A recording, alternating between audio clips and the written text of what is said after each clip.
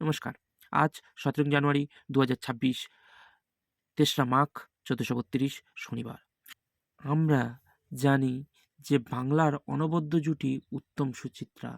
সেই উত্তম-সুচিত্রা জুটির সুচিত্রা সেনের তিরোধান দিবস আজ।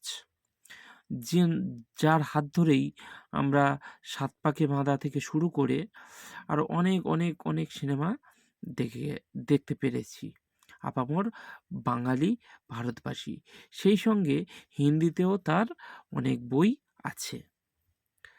তিনি পদ্মশ্রী, বঙ্গবিভূষণ ইত্যাদি অনেক সম্মানে সম্মানিত হয়েছিলেন।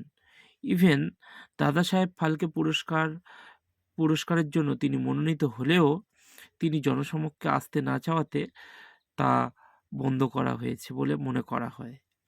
এছাড়া আজকের দিনে বেঞ্জামিন ফ্র্যাঙ্কলিন ডে, অর্থাৎ আমেরিকান এক বিজ্ঞানী যিনি বর্জ্য নিরোধক আবিষ্কার করেছিলেন।